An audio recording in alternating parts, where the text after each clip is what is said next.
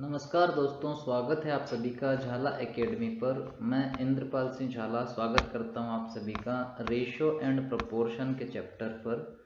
इस चैप्टर से बहुत सारे क्वेश्चन परीक्षाओं में देखे गए हैं। हम एक एक करके इन क्वेश्चन को सॉल्व करेंगे। चलिए शुरू करते हैं आज के इस वीडियो को आपके फर्स्ट क्वेश्चन के साथ।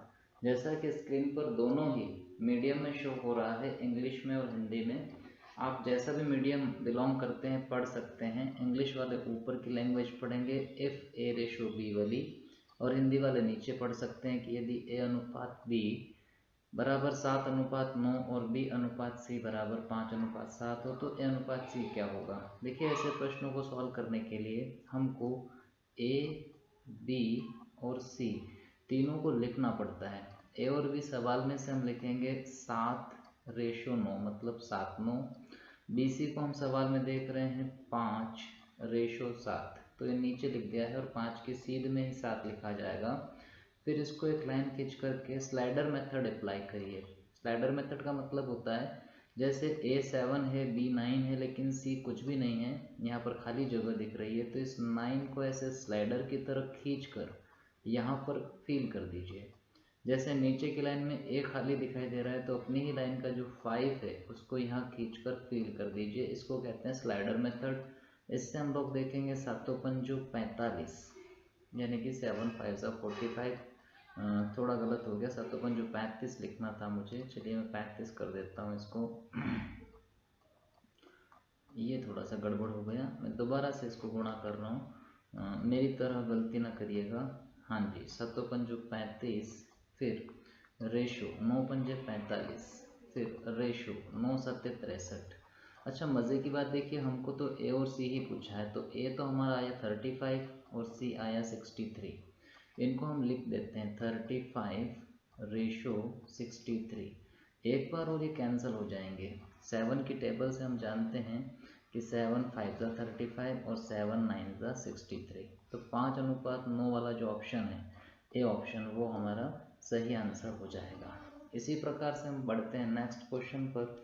अगले क्वेश्चन में आप देख रहे हैं कि यदि x बराबर 1/3y और y बराबर 1/3, यहाँ पर थोड़ा सा गड़बड़ हो गया। इंग्लिश मीडियम में देखिए, if x = 1/3y and y = ये 1/2 लिखा हुआ है, यहाँ पर टाइपिंग मिस्टेक है, इसको 2 कर दीजिए, 1/2 z, तब x y z क्या होगा। देखिए वही विधि है, मैं दोबारा से आपको सिखाना चाहूँगा कि आप x y z तो लिखिए, उसके बाद हम देखते हैं कि किसको कहाँ पर सेट करना है।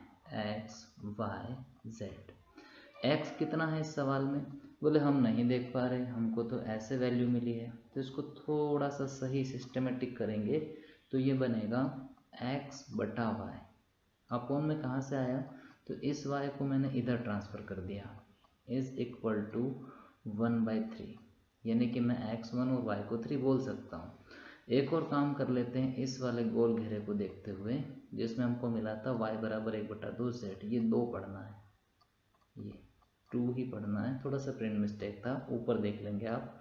हाँ जी, तो इसको हम कैसे लिखें, y/z = 1/2। बस अब हम यहाँ पर लिख सकते हैं एक्स वाई कितना है 13, yz कितना है 12। वही स्लाइडर मेथड अप्लाई कर देंगे तो 3 खींचकर इधर फिल हो जाएगा और 1 खींचकर इधर फिल हो जाएगा। 1 एकम 1, 3 एकम 3, 3 दूना 6, रेशो बना 1:3:6। ये हमारा ऑप्शन सी वाला जो ऑप्शन था वो बिल्कुल सही हमारा उत्तर मिल गया। और बढ़ते हैं अगले क्वेश्चन की ओर। क्वेश्चन नंबर 3, इसमें लिखा है दो संख्याओं का अनुपात 3:8 है और उनका अंतर 115 है, तो उनमें से छोटी संख्या क्या है। देखिए, ऐसे सवालों में ये जो डिफरेंस मिलता है ना कि 115 उनका डिफरेंस है, वहाँ से बात को स्टार्ट करिए कि हम डिफरेंस को कैसे, रेशो को डिफरेंस की बात करें। 3 और 8 का डिफरेंस होगा 5, तो जो सवाल में डिफरेंस देते हैं उसको लिखें और नीचे हम लोग समझ गए हैं कि 5, तो हमारी समझी हुई बात को नीचे लिखें। इस विधि को कहते हैं डिफरेंस बटा डिफरेंस। कुछ भी नहीं है, दोबारा समझ लीजिए। 115 ये अंतर दिया हुआ था, डिफरेंस दिया हुआ था, तो हमने 3 और 8 का डिफरेंस लिया 5 और डिफरेंस बटा डिफरेंस कर दिया। अब अगर आपको छोटी संख्या पूछी है, स्मॉलर नंबर पूछा है, तो इनटू में आप जो छोटा नंबर हो रेशियो का उसे गुणे में डालिए, यानी कि 3 छोटा है, बस इसको कैंसिल करिए, उत्तर मिल जाएगा 5 दूना 10, 1 बच्चा 5 तिया 15, तो 23 तिया हो जाएगा 69, यानी कि हमारा आंसर होगा 69, जो कि ऑप्शन नंबर सी है। उम्मीद है आपको समझ में आया होगा। बस मामला डिफरेंस बटा डिफरेंस पर सेट हुआ था तीसरे क्वेश्चन को। क्वेश्चन नंबर 4 है हमारा 4 संख्याएं 1:2:3:4 के अनुपात में है, ऐसा अनुपात दे दिया, ठीक है। उनका योग 16 है। अब देखिए यहाँ पर पिछले सवाल की तुलना में देखें तो हमको ये 16 जो है ना, ये योग मिला है, यानी कि ये सम है, सम इज 16। तो अब हम इसके नीचे भी सम ही करेंगे, जोड़ ही करेंगे। 1 और 2 3, 3 6 और 4 10, इसको हम कहेंगे टोटल बटा टोटल की मेथड। अब पूछा क्या है, पहली और चौथी संख्या का योग, तो हम डायरेक्ट जोड़ दें। पहली संख्या 1 है, चौथी संख्या 4 है, तो 1 और 4 को जोड़ें तो 5, यानी कि जो पूछा है वो 5 जो गुणे में चला जाएगा, हम यहीं से इसका उत्तर प्राप्त कर देंगे। तो 5 दूना 10, 2 8 16, ऑप्शन लग जाएगा हमारा बी। मुझे उम्मीद है सरलतम विधि आपको समझ आ रही होगी। बढ़ेंगे अगले क्वेश्चन की ओर। क्वेश्चन नंबर 5 नंबर के क्वेश्चन में लिखा है ए और बी के पास 2:1 के अनुपात में राशि है, ठीक है। यदि ए बी को 2 रुपये देता है तो राशि का अनुपात 1:1 हो जाएगा। तो शुरुआत में उनके पास कितनी राशि थी, देखिए इसको ऐसे जमाइए कि ए और बी का जो रेशियो है वो 2:1 है। तो मैं इसको लिखना चाहूँगा कि ए मतलब 2x रुपये लेकर बैठा है, बी 1x रुपये लेकर बैठा है। अब वो कहता है कि ए अगर बी को 2 रुपये दे, तो देखिए 2 रुपये इस बी वाले में तो हो जाएंगे ऐड, क्योंकि इसको मिल रहा है, लेकिन इस ए वाले से हो जाएंगे माइनस, क्योंकि ये ए अपने हिस्से में से 2 रुपये निकाल रहा है। तो ये इसको निकाल कर दे दिया। इससे रेशो क्या हो जाएगा वो हम बनाकर बराबर में लिख देंगे 1:1। बस इस लाइन को सॉल्व करते ही x का वैल्यू आने वाला है। चलिए सॉल्व करते हैं। ये हो जाएगा 2x - 2 divided by 1x + 2 is equal to 1/1। Cross multiply करेंगे तो आप जानते हैं 1 के गुणा करने से कोई फर्क नहीं पड़ता, तो ये कुछ इस प्रकार से लिखा जाएगा 2x - 2 is equal to 1x + 2। यहाँ से आप 2x में से 1x को जब माइनस करेंगे, क्योंकि 1x इधर आएगा तो केवल x बचेगा, +2 पहले से था, ये -2 भी प्लस में हो जाएगा, तो 2 और 2 मिलकर 4। ये जो x का वैल्यू आया ना, इससे हम देख सकते हैं कि शुरुआत में उनके पास कितनी राशि थी। हमने इनको 2x और 1x माना था। अब हम देखें तो 4 दूना 8 रुपये तो इसके पास थे, और 4 एकम 4 रुपये, क्योंकि 4 का मैंने क्या कर दिया, x की जगह पुट करके गुणा कर दिया, तो 8 और 4, यानी कि हमारा ऑप्शन आ जाएगा सी। तो बड़ी आसानी से हम इसमें भी ऑप्शन नंबर सी पर पहुंच गए। बढ़ेंगे अगले क्वेश्चन की ओर। क्वेश्चन नंबर 6, जिसमें लिखा हुआ है एक बक्से में रुपये 180 है, ठीक है, जो कि 1 रुपया 50 पैसे और 25 पैसे के सिक्कों के रूप में है। सिक्कों की संख्या का अनुपात 2 3 4 है, तो 50 पैसे के सिक्कों की संख्या ज्ञात करिए। तो हम इसको पहले लिखें कि भैया 1 रुपया, फिर 50 पैसे को हम कहते हैं आधा रुपया, और 25 पैसे को हम कहते हैं 1/4। ये तो हम कॉमन सेंस से लिख दिए। अच्छा, इनकी संख्या का जो रेशो है, नंबर ऑफ कॉइन्स जो मिले हैं, संख्या जो मिली है, वो क्या रेशो है, 2:3:4। ओके, और फिर हम शुरुआत की जो वैल्यू थी उसको साइड में लिख देते हैं कि ये कुल मिलाकर 180 रुपये का सवाल है, ठीक है। अब ये रुपये हैं 180, हम इसके नीचे रुपये ही लिख सकते हैं, यानी कि वैल्यू ही लिख सकते हैं। हम डायरेक्ट इस रेशो को जोड़कर नहीं लिखते, तो हम इसकी वैल्यू यानी कि रुपये कैसे निकालें। देखिए, अगर हम देख रहे हैं कि संख्या में कोई 2 सिक्के दे रहा है हमको 1-1 रुपये के, तो रुपये हुए 2। अगर संख्या में हमको कोई 3 सिक्के दे रहा है 50-50 पैसे के, तो वो रुपये बनेंगे 1.5 रुपया। और इसी प्रकार कोई हमको 4 सिक्के प्रोवाइड कर रहा है 54-54, तो ये बनेंगे 1 रुपया। और अब हम देखें तो 2, 1.5 और 1, ये हमारे रुपये में रेशियो है। इनको ऐड करिए और रुपये के नीचे रुपये लिखिए। बहुत बार क्या होता है कि स्टूडेंट गलती ये करते हैं कि 180 के नीचे 2, 3 और 4 इनको जोड़कर लिख देते हैं, गलत हो जाएगा। हमको जोड़ना है 2, 1.5 और 1, ये कुल हो जाएगा 4.5। तो इस प्रकार से हम लोग नीचे लिखने से इस विधि पे पहुँचे, टोटल बटा टोटल। अब हमको पूछा गया था कि भैया 50 पैसे के सिक्कों की संख्या क्या है। तो 50 पैसों की संख्या यहाँ पर देखिए गोल घेरे में लिखा हुआ है 3, तो इंटू में डाल देंगे 3। बहुत सारे बच्चे यहाँ इंटू में ना करके पहले वैल्यू निकालेंगे फिर गुणा कर देंगे 3 में। वही बात है, मैंने डायरेक्ट वैल्यू रख दी है, पॉइंट उड़ाया तो ऊपर एक 0 बनाया। 9 पंजे 45, 9 दूना 18, डबल 0, 5 से काटा, 5 चौक 20, 0 और देखिए 40 दिया 120। तो हमारा ऑप्शन कौन सा सही है, बी वाला। अगर वो पूछता कि हमें तो 1 रुपये के सिक्कों की संख्या बताइए तो हम गुणे में यहाँ पर 2 लिख देते हैं। अगर वो पूछता कि हमें 25 पैसे कितने हैं बताइए तो 4 रख देते हैं। एक और ज़रूरी बात, अगर वो कह देता कि 50 पैसे हैं कितने, हमको रुपए में बताइए, तो फिर हम गुणे में इस 1.5 को रखते क्योंकि ये रुपए हैं। ऐसे ही वो 1 रुपये और 25 पैसे के रुपए भी हमसे पूछता, वैल्यू हमसे पूछता तो रख देते हैं। अब हम बढ़ेंगे अगले क्वेश्चन की ओर। क्वेश्चन नंबर 7 लिखा है रुपये 117 की राशि को 1/2, 1/3, 1/4 में विभाजित करने की जगह गलती से 2, 3, 4 के अनुपात में विभाजित कर दिया, तब किसके हिस्से में सबसे ज़्यादा राशि आई और कितनी। इंग्लिश मीडियम वाले हिंदी ना समझ पाए तो वो ऊपर पढ़ सकते हैं। By mistake instead of dividing ₹117 among ABC in the ratio 1/2, ratio 1/3, ratio 1/4, it was divided in the ratio of 2:3, ratio 4, who gains the most and by how much। किसको ज़्यादा मिली और कितनी। तो हम इस चीज़ को ऐसे समझें कि 117 जो राशि है उसको पहले कैसे बांटना था वो हम सेट कर दें और बाद में हमने कैसे बांट दिया उससे हम लोग कंपेयर कर दें। देखिए हम जो पहले गोल घेरा बनाए हैं इसको थोड़ा सही लिखने के लिए हम देखेंगे तो 1/2, 1/3, 1/4। एक तो तरीका ये है कि जैसे प्लस माइनस को सॉल्व करते हैं वैसे रेशो इनका हम एलसीएम निकाल दें, रेशो सॉल्व हो जाता है। देखिए 4, 3 और 2 यानी कि 12 इनका होगा एलसीएम। 2 से कट जाएगा 6 बार, 3 से कट जाएगा 4 बार और 4 से कट जाएगा 12 3 बार। तो ये 6, 4, 3 और बटे का 12 नहीं देखा जाता क्योंकि 0 बन जाता है। अगर किसी को ये विधि नहीं समझ आई हो तो उनके लिए एक विधि और है कि अगर जैसे फर्स्ट वाला रेशो ये 1/2 की जगह क्या आएगा, ये अगर सेट करना है तो आप इसको ना बोलकर बाकी का गुणा कर दीजिए। 3 चौक 12, तो आप लिख देंगे 12। यहाँ साइड में लिख के समझाता हूँ।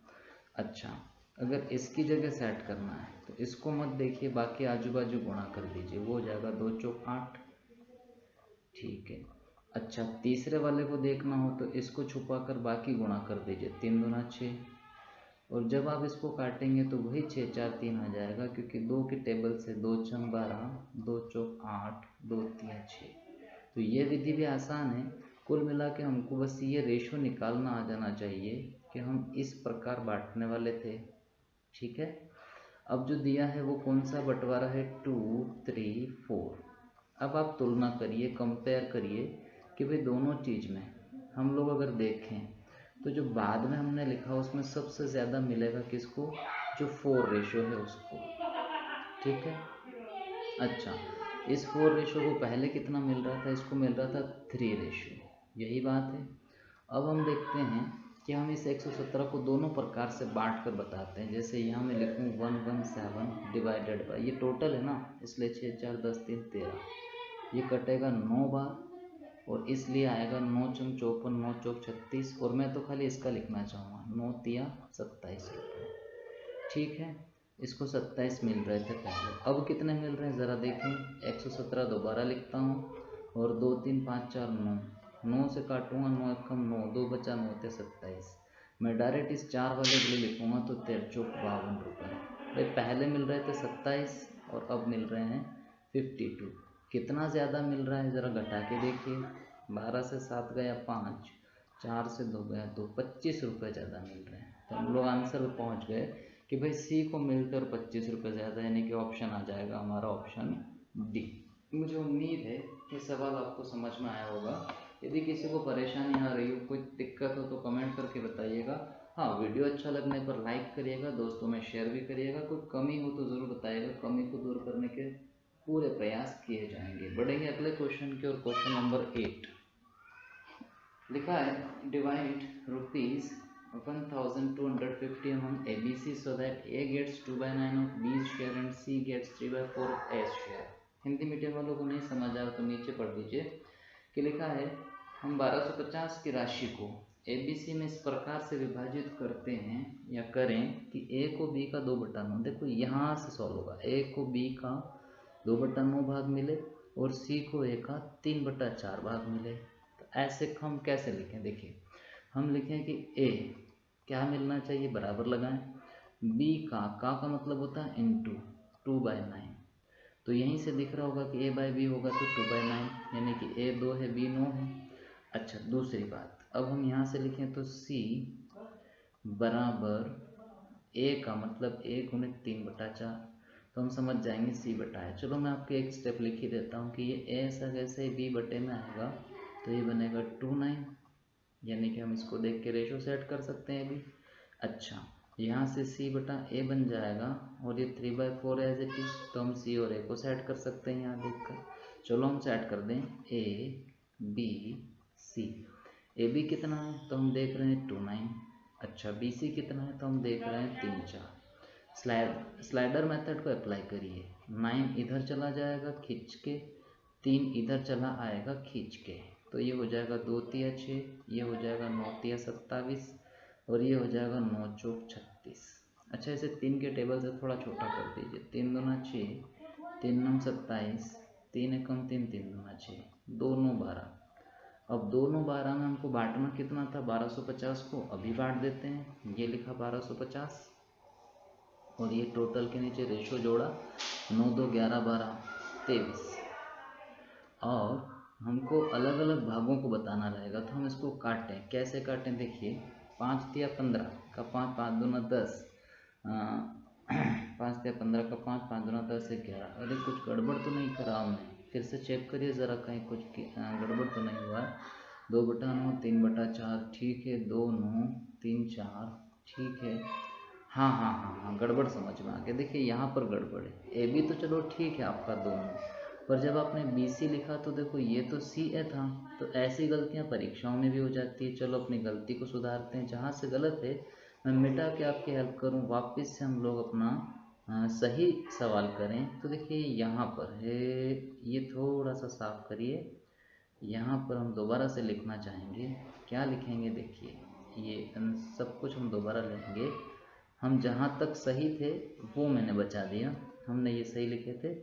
अब यहाँ पर क्या होगा देखिए, ABC हम जमा नहीं सकते, क्यों नहीं जमा सकते, ABC कब जमते हैं जब B डबल बोला गया, और यहाँ तो मज़े की बात है कि AB है और CA है तो A डबल बोला गया। ऐसी स्थिति में हम इसको क्या लिखेंगे, चलिए मैं बताता हूँ आपको, इसको थोड़ा सा और मिटाने दीजिए और लिखेंगे हम इसको A डबल बोले जाने के कारण बीच में रखते हैं। अच्छा कैसे रखते हैं ज़रा बताइए, बताते हैं। ये A रखा बीच में, और पहले क्या रखेंगे तो A B से बोला गया था इसलिए B, और फिर A C से बोला गया था इसलिए C, ऐसे जमेगा ये। अब हम क्या लिखेंगे BA, यहाँ पर ध्यान से देखिए 9 2, क्योंकि BA बोल रहे हैं ना इसलिए उल्टा। अच्छा फिर AC, यहाँ पर देखिए 4 थी, क्योंकि AC उल्टा बोल रहे हैं ना इसलिए 4 थी। अब हम लोग इसको सही जमा सकते हैं, 2 को इधर खींचा, 4 को इधर खींचा, ये बना 4 9 36, ये बना 2 चौक 8 और ये बना 2 तिया 6। इसको हम 2 की टेबल से छोटा लिख देते हैं, ये 18, ये आधा कर दीजिए 4 और ये आधा कर दीजिए 3, 18 4 3। अच्छा इसमें भी ये ध्यान रखना है कि A कौन है बीच वाला, B कौन है शुरू वाला और C कौन है लास्ट वाला। ज़रा जोड़िए, 18 4 22 और 3 25, तो ये जो 1250 था ना इसके नीचे आएगा 25 टोटल बटा टोटल, और हमसे हर एक का हिस्सा पूछा तो बार बार इंटू में एक एक रखने से अच्छा है हम काट देते हैं और डायरेक्ट गुणे करते जाएंगे। 25 पंजे 125 0, 50 बार कटा, इस 50 से हम लोग A निकालें तो A 4 है, 50 चौक 200, तो एक वैल्यू आएगी 200 जो A रहेगा, ठीक है। B चाहिए तो 18 पंजे 90 मतलब 900, और C चाहिए तो C 3 है इसलिए 5 तिया 15 150। हम वो ऑप्शन देखें जिसमें 200 900 और 150 ऐसा लिखा हुआ, 200, 900 और 150, ये देखिए बी ऑप्शन में लिखा है। हमारा आंसर हो जाएगा बबलू, 200, 900, 150। अच्छा, उम्मीद है आपको समझ आया होगा। गलती क्या करी थी वो भी आपने देखी होगी, और अब इस गलती को हम दोबारा दोहराएंगे नहीं, कि थोड़ा सा ध्यान हमको रखना है। अच्छा, अब बढ़ेंगे क्वेश्चन नंबर 9 पर, जिसमें लिखा है इफ़ P रेशो Q बराबर R रेशो S बराबर T रेशो U बराबर 2। देखिए ऐसे सवालों को देखकर हमको घबराना नहीं है। इतने बड़े रेशो में हम देखें तो 2, 3 ही तो वैल्यू है, तो यानी कि P शुरू वाला है उसके लिए 2 है, फिर Q के लिए 3 है, पर ऐसे शुरू वाला R भी है तो R के लिए भी 2 है, T भी है, T के लिए भी 2 है, और बाद वाले जो हैं उन सब के लिए 3 है। और अब हम इसको सेट कर देंगे कि भैया बताना है MP plus NR plus OT ratio MQ plus NS plus OU क्या होगा। हाँ, किसके बराबर होगा देखते हैं। देखिए मैं यहाँ पर लिखूँ कि हमसे पूछा गया MP, तो देखो M तो मुझे नहीं पता, पर P मुझे ज़रूर पता है, इंटू लगा रहा हूँ। P कितना पता है मुझे 2, ये लिख दिया, क्योंकि P स्टार्ट है और यहाँ स्टार्ट वैल्यू 2 है। अच्छा, प्लस, फिर प्लस है तो ये लगा दो। NR लिखा है, देखो N आप और मैं कोई नहीं जानता, लेकिन R जानते हैं। R जो भी फर्स्ट टाइम लिखा है, सेकेंड वाला जो बराबर है उसके बाद में सेकेंड टर्म में लिखा है, तो स्टार्टिंग यानी कि 2 ही आएगा। ऐसे के ऐसे अब आप समझ गए होंगे कि O इंटू T के लिए भी 2 आएगा, डिवाइडेड बाय। अब देखिए MQ, फिर वही बात कि M नहीं पता लेकिन Q क्या है, तो सेकेंड वैल्यू सेकेंड को लेकर आती है, यानी कि 3 प्लस NS, तो N तो ठीक है, S क्या होगा, सेकेंड वैल्यू सेकेंड को लेकर आती मतलब 3, और लास्ट में लिखा OU, तो O तो नहीं पता लेकिन U सबको पता है, वो है 3।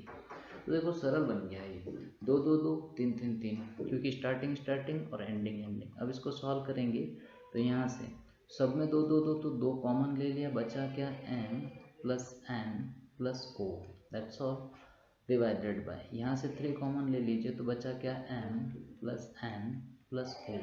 अब दोनों ही ब्रैकेट सेम है तो आपस में कैंसिल, 2/3 को हम लिखते हैं 2:3, तो हमारा उत्तर आ जाएगा सी ऑप्शन, 2:3। तो ये बड़ा सवाल जो दिखाई देता है ये बहुत सरल बन गया है। इसी प्रकार से अब हम बढ़ेंगे क्वेश्चन नंबर 10 के लिए। 10वां प्रश्न है एफ A रेशो B बराबर C रेशो D बराबर E रेशो F। देखो ये ऐसा ही है, इसमें भी 1 2 जो वैल्यू है वो A B, तो वही AB 1 2, फिर CD 1 2, फिर EF, या ऐसे बोलिए कि A बोलिए या C बोलिए या E बोलिए, सबके लिए क्या रहेगा, फर्स्ट वैल्यू यानी कि 1 रहेगा, ठीक है। अच्छा, फिर जो बच गए उन सब के लिए क्या रहेगा, वो B D और F कुछ भी हो 2 रहेगा, ठीक है भैया। अच्छा, इसको हम सेट करते हैं। P A चाहिए ना, P तो नहीं पता लेकिन A पता है, कितना बोले 1। अच्छा, Q नहीं पता लेकिन C पता है 1, R नहीं पता लेकिन E पता है 1। कैसे आ रहा है आप देख रहे होंगे। अच्छा, बटा लगा दिया, रेशो था बटा भी लगा सकता हूँ, रेशो भी लगा सकता हूँ, मैंने बटा लगा दिया, चलो कोई बात नहीं। B कितना होगा बोले 2, क्योंकि सेकेंड टर्म है। अच्छा, D कितना होगा बोले फिर से 2। अच्छा, F कितना होगा बोले फिर से 2। अब हम देखें तो यहाँ पे 1 कॉमन आ जाए तो बचा क्या, P plus Q plus R divided by, यहाँ से 2 कॉमन आ जाए तो क्या बचा बोले P plus Q plus R, same ही बचा, दोनों कैंसिल। 1/2 को हम क्या बोलते हैं, हम बोलते हैं 1:2। हमारा आंसर आ जाएगा ऑप्शन डी। अब बढ़ेंगे नेक्स्ट क्वेश्चन की ओर, क्वेश्चन नंबर 11। इसमें लिखा है यदि x रेशो y 3:1 हो तो x³ minus y³ x³ plus y³ क्या होगा। तो देखिए हम यहाँ पर देख रहे हैं कि x y 3:1, तो x यानी कि 3 ही समझना है और y यानी 1 समझना है।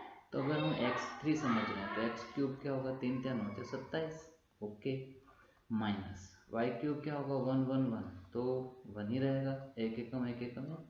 अच्छा, फिर रेशो लगाया हुआ है, चलो रेशो लगा दिया, फिर x³ वही 27 आएगा और प्लस 1 आएगा क्योंकि प्लस लिखा था, और 1 1 1।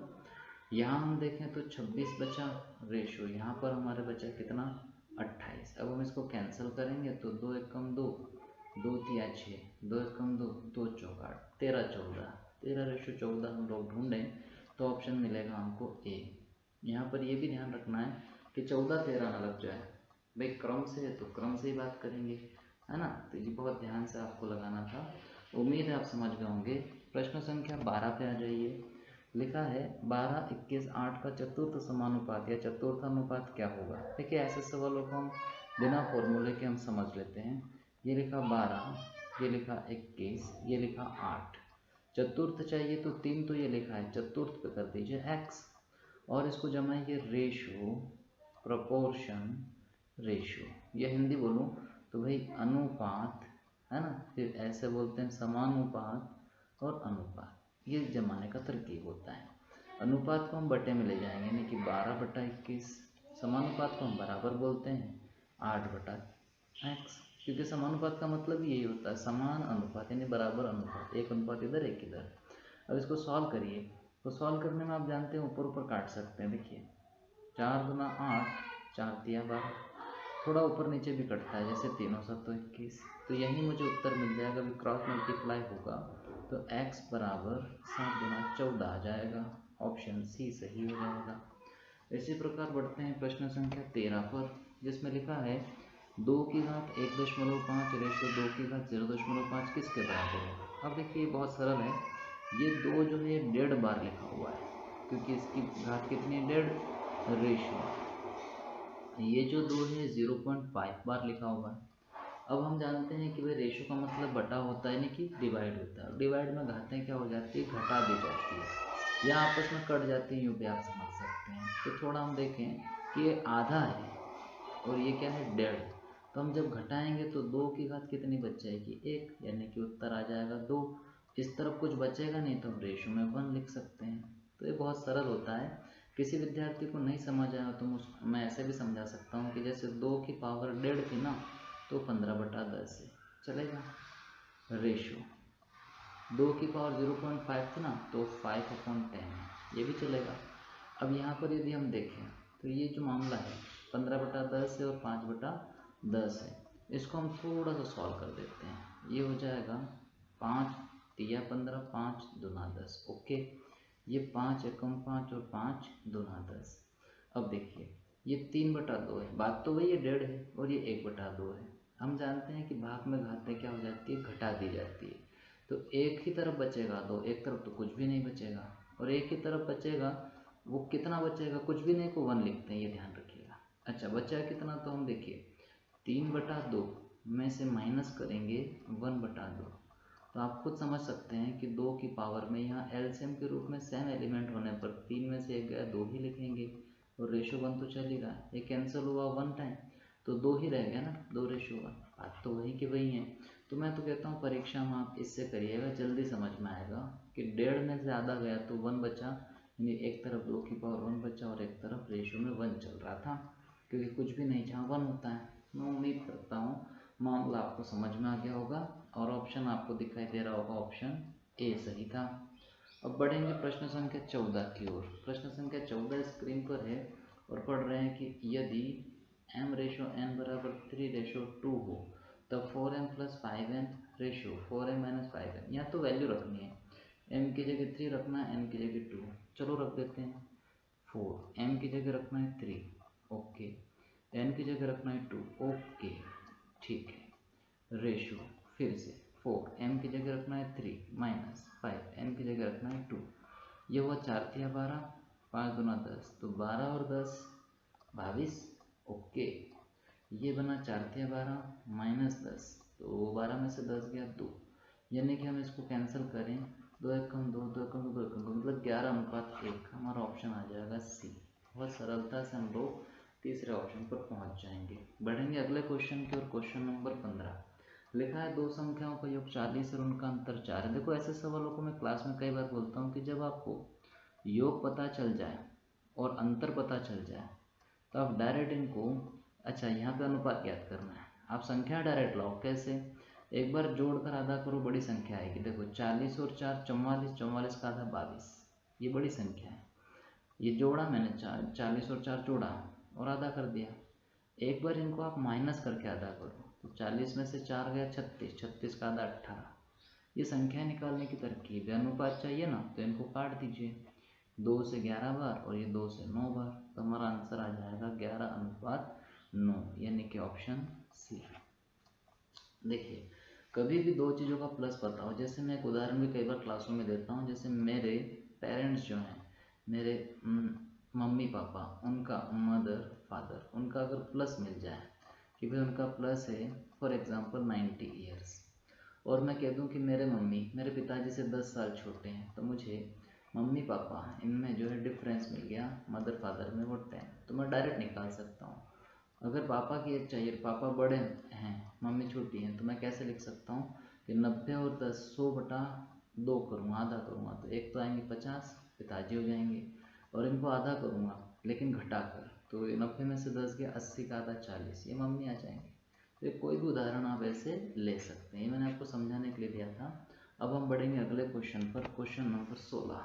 इसमें लिखा है यदि एक धनराशि को ABC में इस प्रकार विभाजित किया जाए कि A का हिस्सा B से दुगना हो और B का हिस्सा C के हिस्से से 4 गुना हो, तो ABC का अनुपात क्या होगा। देखो बोलने में थोड़ा सा टफ पड़ रहा है, हमको मेन तो ABC का रेशियो निकालना है, पर इसको मद्देनज़र रखकर कि A का हिस्सा B से दुगना और B का हिस्सा C से 4 गुना।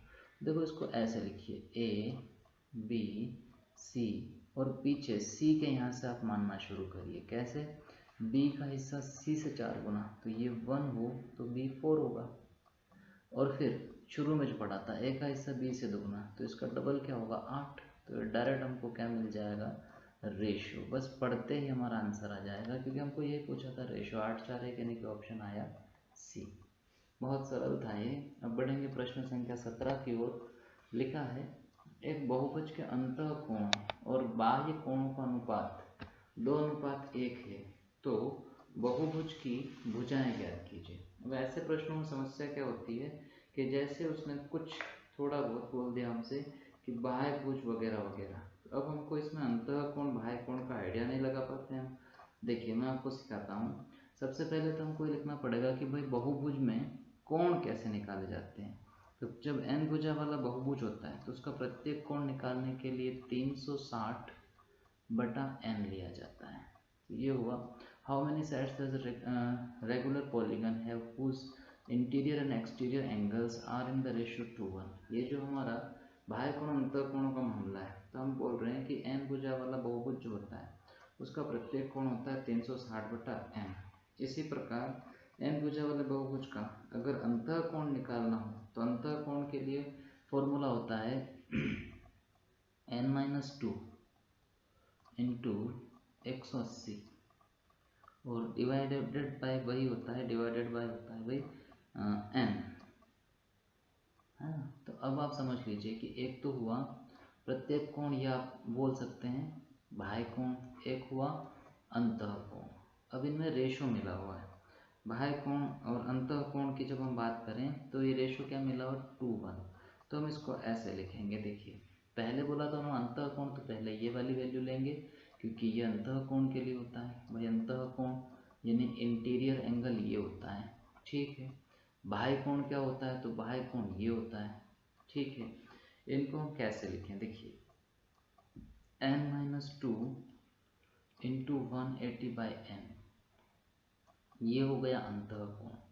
और फिर रेशो बनाना है, चलिए यही बना देते हैं रेशो।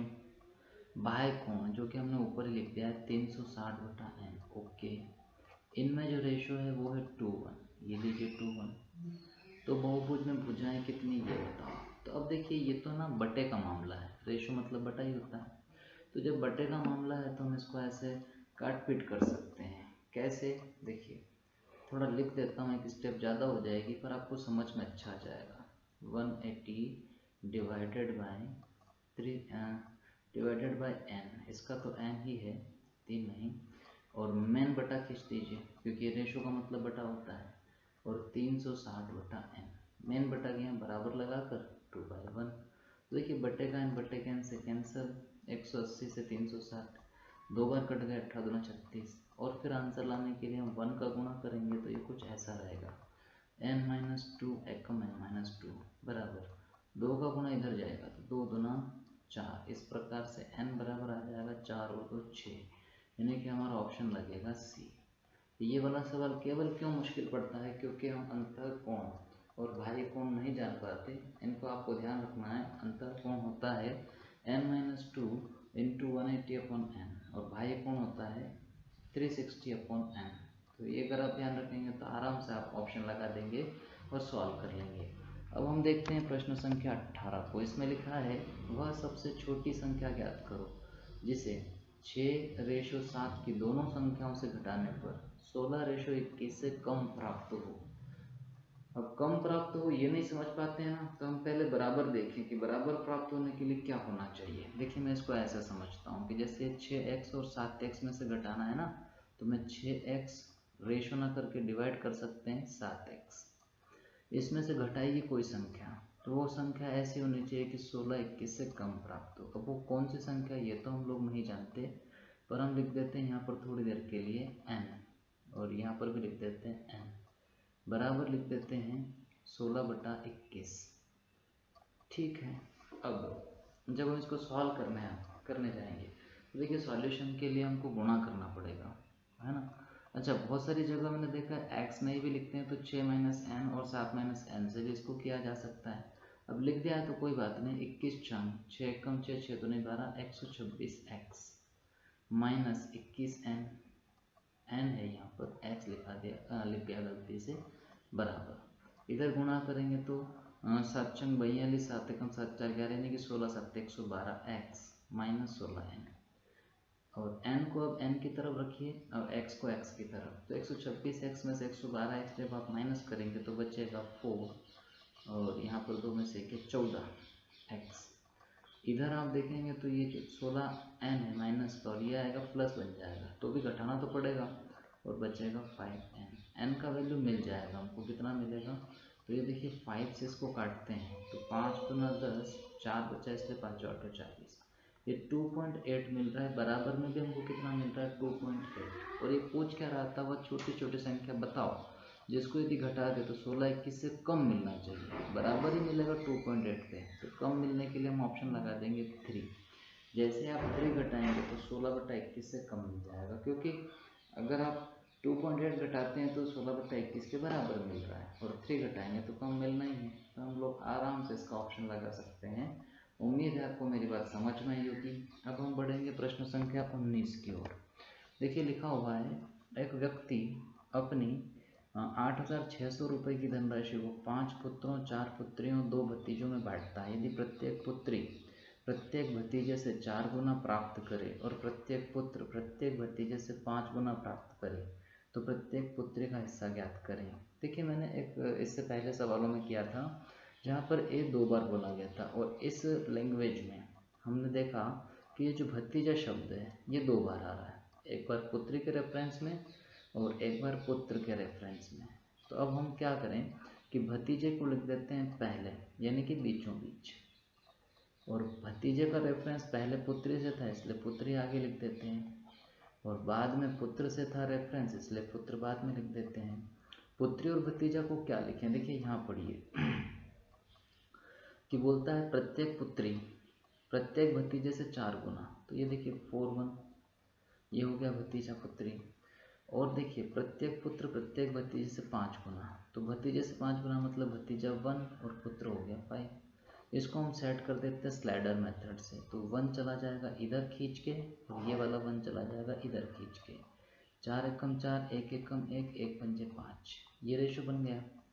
अब हम अपना जो रुपया उन्होंने बोला था उसको बांटा जा सकता है। कैसे, ये जो रुपए थे 8600, और बांटने में जो ये पुत्रों की संख्या भी थी, पुत्र 5 थे, ठीक है, और आपके पास पुत्रियां जो थी वो 4 थी, ठीक है, और भतीजे जो थे 2 थे, कोई बात नहीं चलेगा। अभी हम रेशो निकाल के ले आए थे प्रत्येक में, तो हमें भी पूछा प्रत्येक पुत्री का ये हिस्सा है, तो कोई बात नहीं हम डिवाइडेड कर देते हैं।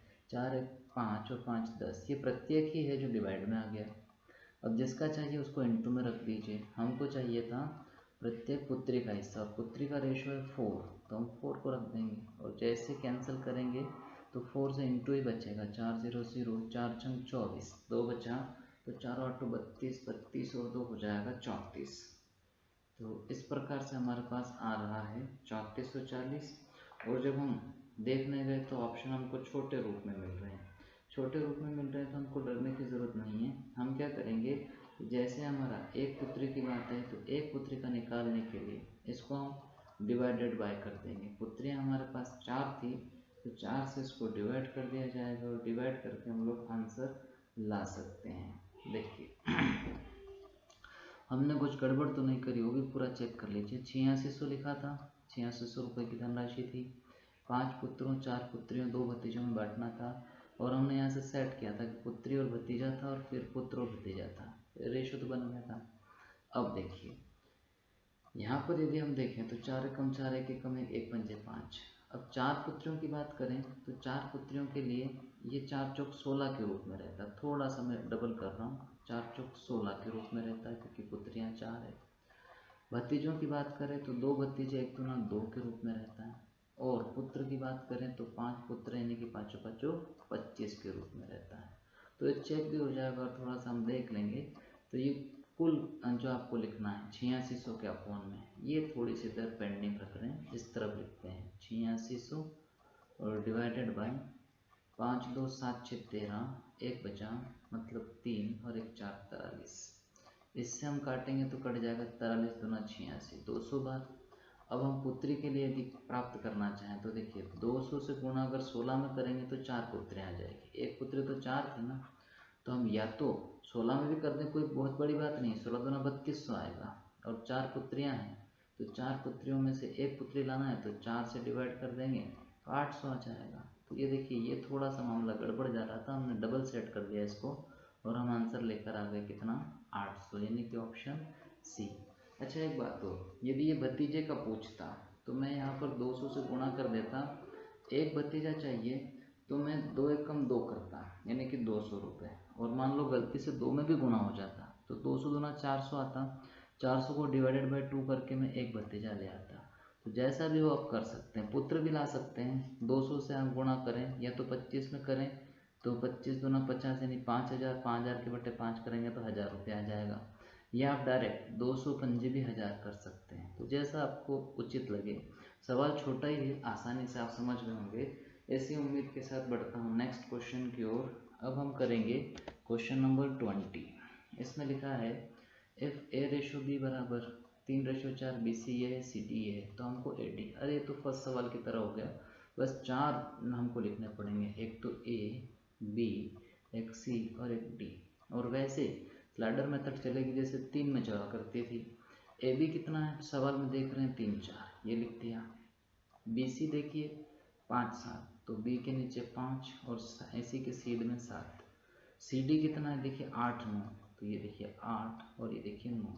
स्लाइडर मेथड कैसे चलती है देखिए, इस 4 से हम यहाँ भी फिल करेंगे और इसी को आगे भी फिल करेंगे, डबल की सक जाती है। इस 5 को इधर फिल कर देंगे और इस 7 को इधर, इस 8 को यहाँ भी फिल करेंगे और यहाँ पर भी फिल करेंगे। अब देखते हैं, तीनों 5 15 15 8 120, ओके।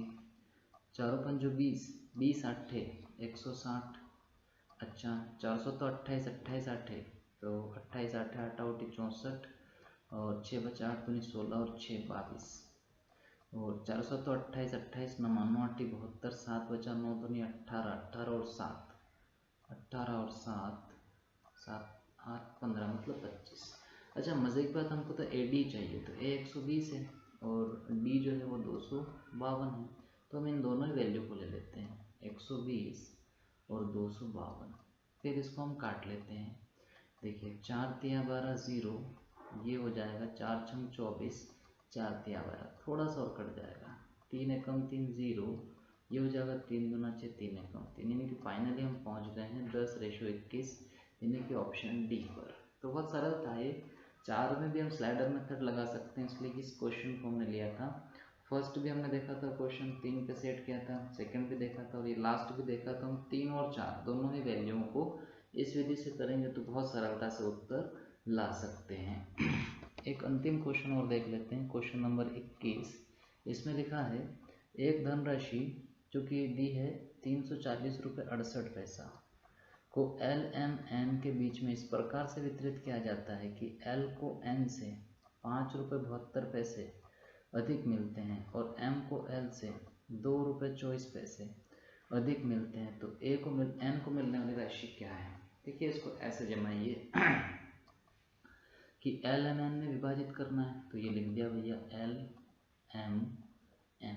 और पढ़ते हैं कि आगे लिखा था l को मिलना चाहिए n से 5 रुपये 72 पैसे अधिक और m को मिलना चाहिए l से 2 रुपये 24 पैसे अधिक। तो हम इसको कैसे समझे? देखिए इसमें हम देख रहे हैं कि किसको डबल बोला जा रहा है। इसमें बोला जा रहा है कि भैया l को तो n से ज़्यादा मिले और m को l से, तो m को l से ज़्यादा मिलना चाहिए। इसको सेट कैसे करें? पहले हम l और n ही देख रहे हैं, चलो यहीं से कर लेते हैं। l को मिलना चाहिए n से 5 रुपये 72 पैसे अधिक, l ये लिखा है, n ये लिखा है। अगर n को मिलता है x तो l को क्या मिलना चाहिए? बोले x प्लस 5 रुपये 72 पैसे, ये ज़्यादा हो गया, ठीक है। फिर हम पढ़ रहे हैं कि m को l से ज़्यादा मिलना चाहिए, तो l तो ये है ही सही, है ना। m को इससे ज़्यादा देना है, कितना ज़्यादा देना है? m को ना l से इतना ज़्यादा देना है, देते हैं। देखिए l जो है वो एज इट इज़ है ही सही, बस उसमें मैं जोड़ूँगा कितना? 2 रुपये 24 पैसे और जोड़ के लिखूँगा। तो ज़रा समझने की कोशिश कीजिएगा, x प्लस 5/72 में अगर 2 रुपये 24 पैसे और जुड़ जाए तो ये बन जाएगा 4 2 6 7 2 9 और 5 2 7 रुपये 96 पैसे, 7 रुपीज़ 96 पैसा। मैं उम्मीद करता हूँ आपको मेरी बात समझ में आ गई होगी। और अब हम n की राशि निकालना चाहते हैं, x का वैल्यू, तो हम बराबर में डाल देते हैं। जो राशि हमको टोटल मिली थी वो थी 340 रुपये 68 पैसे। हिंदी वाला यहाँ पर आप नहीं देख पा रहे हो वैल्यू, तो ये देख लीजिएगा 340 रुपये 68 पैसे। अच्छा, ये कुछ है नहीं, ये समझाने के लिए था। अब इसको सॉल्व कैसे करें? तो ये सब प्लस के बराबर ही है, तो ये सारे x जोड़ दीजिए, हो जाएंगे 3x। ओके, और इन वैल्यूज़ को जोड़िए, 6 2 8 9 और 7 16, 1 बचा, 8 और 5 13, 2 अंकों के बाद पॉइंट था, मतलब यहाँ पर। अच्छा, बराबर में है 340.68। अब 3x को ऐसे ही रहने दीजिए, इसको माइनस करेंगे हम लोग, तो देखो 68 से 68 गया, मतलब इधर पॉइंट के बाद तो कुछ आना नहीं है, यहीं घटा लीजिए। 10 से 3 गया, समझिए 7, और ये उधार लिया था तो ये 3 है, 3 से 1 गया 2, है ना, 3 से 1 गया 2। रुको मैं यहाँ पर लिख के घटाऊँ, नहीं तो गोता जाएंगे हम लोग। 340 रुपये 68 पैसे हैं, उनमें से घटाना चाहते हैं 13 रुपये 68 पैसे। तो मैं कह रहा था ये तो ज़ीरो हो गया, ज़ीरो हो गया, मतलब इसके लिए तो कुछ बचा नहीं। 10 से 3 गया 7, उधार लिया था 3 से 1 गया 2, और ये 3 ऐसा का ऐसा, मतलब 327 रुपये बचेगा। 0.00 लिखने की ज़रूरत नहीं, तो यहीं हम इसको काट देते हैं। 3 एकम 3, भागने गया उसका 0 और 3 नम 27, 109 बार कटा। ये x का वैल्यू है, हमको भी n ही चाहिए, मतलब x का ही वैल्यू चाहिए, तो हमारा ऑप्शन लग जाएगा ऑप्शन ए। बहुत सरलता से। कई बार क्या होता है ऐसे प्रश्नों में विद्यार्थी सॉल्व ना करके कोई भी एक पॉइंट वाली वैल्यू लगा कर आते हैं, तो वो गलत हो जाएगा बच्चों। आपको लगाना था इसमें ऑप्शन ए, बहुत आसानी से आप आज सॉल्व कर पाएंगे। उम्मीद है 21 प्रश्न आपको आगामी परीक्षाओं में ज़रूर हेल्प करेंगे।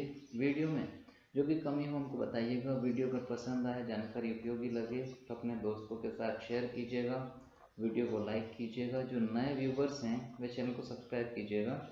धन्यवाद वीडियो देखने के लिए। मुलाकात होगी अगले वीडियो में, तब तक के लिए मुस्कुराते रहें। Best of luck for your upcoming all exams. Thank you very much.